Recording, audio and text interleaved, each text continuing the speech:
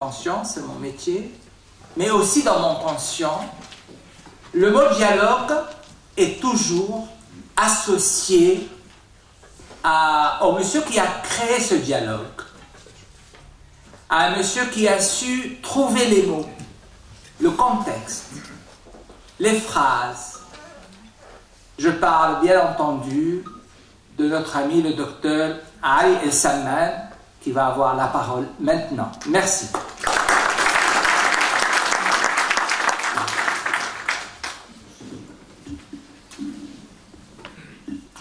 Merci, mon cher ami Albertanios, de me donner l'honneur, de me donner presque un deuxième prénom qui s'appelle Dialogue.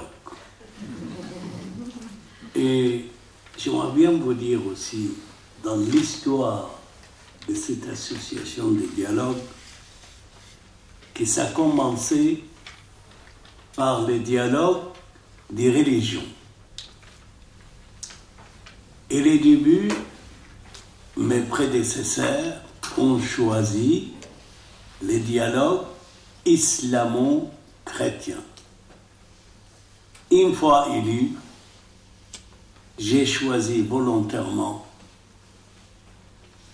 le dialogue à trois, le dialogue islamo-judaïo-chrétien. Et je n'oublie jamais que le grand imam de son temps, Gad el-Haq, Ali Gad el-Haq, m'a encouragé. Il m'a dit, vous avez raison. Il n'y a pas de dialogue à deux, il est toujours à trois. Et je vous avoue, tout le monde n'était pas d'accord. Parce qu'on est toujours sensible lorsqu'on ajoute un partenaire discuté et discutable. Mais on a continué notre chemin. Ça, c'est pour des dialogues et pour lequel j'ai dit pourquoi je remercie aujourd'hui mon ami Albertanios, président de la Fondation, et qui a organisé avec le grand ami Jean-Noël Chevreau, première délégué de la 28e session nationale de l'Institut de hautes études de la défense nationale. Et être honoré aujourd'hui d'avoir avec nous les noms avec lesquels l'Égypte est toujours fière d'avoir cet homme comme ministre, comme secrétaire général de l'ONU, comme président de la francophonie. C'est pas donné à tout le monde d'avoir un nom qui marque l'histoire d'un pays. Il s'agit de Dr Boutros-Ghali. Et maintenant, je dois y aller à cette série. Pourquoi le mot ambition que nos amis ont choisi? Que vous avez choisi, monsieur El-Salman. Merci. Je rectifie, c'est le titre revient, tout à l'heure je vais le redire dans mon tribut, mais le titre, le choix, c'est grâce au docteur Ali Salman. Rendant à César ce qui est à César et à Dieu ce qui est à Dieu. Je ne suis ni César, ni l'homme. Vous êtes un Dieu du dialogue. En effet, le peuple égyptien qui a choisi de changer les systèmes et le leadership en Égypte dans les temps, le 25 janvier 2011, a eu l'ambition que les changements se fassent en douceur. Étonnant également, et il faut pas avoir peur de qualifier les choses comme ils sont et de ne pas faire un classement des hommes selon l'humeur du peuple. C'est pour ça que j'ai dit étonnant également que le président de l'époque, le président Moubarak, a accepté la proposition de son vice-président, le général Omar Suleiman, de quitter le pouvoir. Et il a accepté, faisant en sorte que la police ne tire pas une seule balle sur la foule. Et ça a été confirmé au tribunal. Et que les gardes républicains aussi n'utilisent pas ces armes. De même, d'avoir fait preuve de dignité une fois traduit en justice comme tout citoyen. Il a trouvé que c'est parfaitement normal que la magistrature joue son rôle.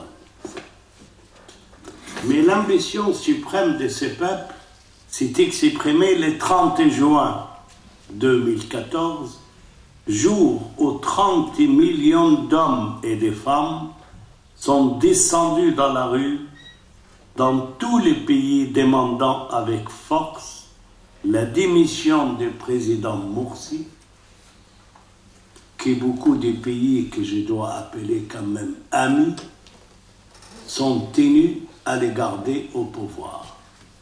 Le peuple d'Égypte a estimé que c'est moi à décider de mon sort et pas quelqu'un d'autre, quel qu'il soit. Et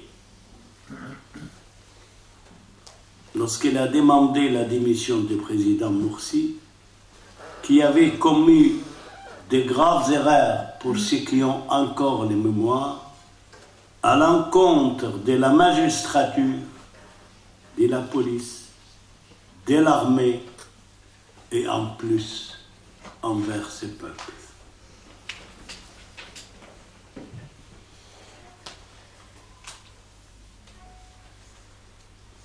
Le peuple, qu'est-ce qu'il demande au fond? Il demande, c'est étonnant dans les slogans qu'ils ont utilisés, qu'un peuple dans la rue, 30 millions, estime qu'il a le droit de donner des ordres à son armée pour dire on vous demande de venir près de nous, à côté de nous, nous protéger et réaliser notre demande pour changer le système. Je ne sais pas pourquoi j'ai voulu ajouter ici le général Sissi, qui a pris le pouvoir après. On oublie une toute petite histoire, que quelques jours avant, il a fait un effort fantastique auprès de Morsi, les frères musulmans, pour le convaincre d'aller vers un chemin de paix et de trouver une solution pacifique. Ça a pris 2 heures de discussion. Et l'autre, il a donné l'impression qu'il a compris ce qu'il veut. Il a dit, d'accord, je vais discuter avec nos amis. Nos amis au pluriel, ça veut dire les leaderships des frères musulmans. Et ça signifie aussi au plus précis les guides suprêmes des frères musulmans. Que les deux ont refusé les idées de Sissi et n'ont dit jamais de quitter le pouvoir. Et je le comprends. Il n'était au pouvoir que pendant 1 an, c'est très peu. Et c'est depuis plus que 20 ans qu'il lutte pour arriver au pouvoir. Oui, cette armée, donc, lorsqu'il a aidé à prendre le pouvoir, il faut dire que cette armée, digne et fidèle de son histoire, depuis 1805,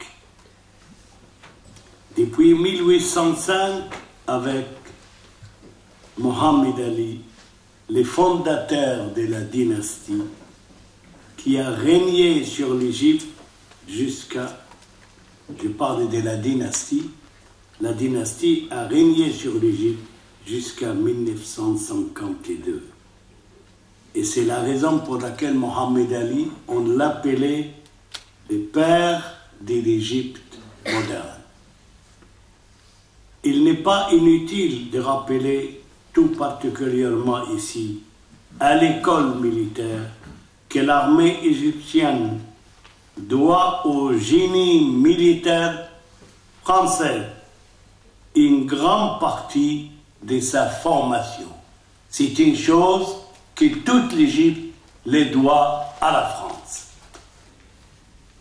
Après l'élection, avec une forte majorité de maréchal Sissi au poste de président de la République, le peuple égyptien a découvert un président qui réunit foi et fermeté dans son ambition pour défier d'abord les terroristes, réformer l'économie et le social. À cet égard, le gouvernement, c'est vrai, a lancé le programme de 1 million de logements destinés aux classes défavorisées. De même, il a également mis en route des grands projets, comme notamment les projets du doublement du canal de Suez, qui a reçu le soutien du peuple d'Égypte, qui a acheté en masse les actions du canal de Suez pour un montant de 61 milliards de livres égyptiens en quelques semaines. Et ceux qui ont acheté n'étaient pas des hommes riches, à moyen, très moyen, mais tout ça était une sorte pour exprimer leur attachement à l'ambition, encore une fois, pour revenir au titre, l'ambition de l'Égypte. Dans le même temps et en parallèle, le gouvernement a eu le courage de décider de diminuer les subventions. C'est un problème toujours au tiers-monde. Si les subventions, on peut les continuer ou pas, l'économie, est-ce qu'il peut les supporter ou pas. Et il est vrai que la plupart des gouvernements avant ont hésité, n'avaient pas eu le